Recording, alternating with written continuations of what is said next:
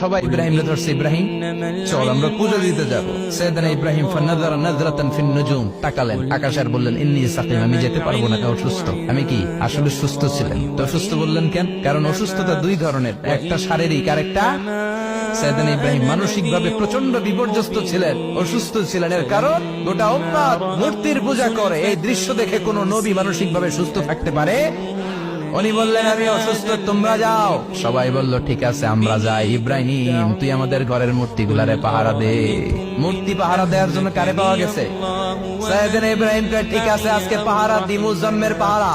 যা তোরা দিতাছি, পাহারা দিতেছি যা। এইবার সাইয়েদনা ইব্রাহিম মূর্তির ঘরে ঢুকলেন। দেখেন কি সুন্দর কথোপকথন আল্লাহ তুলে ধরলেন। আল্লাহু আকবার। মূর্তির ঘরে, দেবীর ঘরে ঢুকে উনি ঘুরে ঘুরে তাকায়, দেখে একটা এমনি হাত আর একটা ব্যাগ করে 14-15টা হাত নিয়ে তাকায় আছে। উনি সবগুলোর সামনে এভাবে তাকায় আছে। দেখে এক একটা এক এক চেহারা, একটা হাতির গণের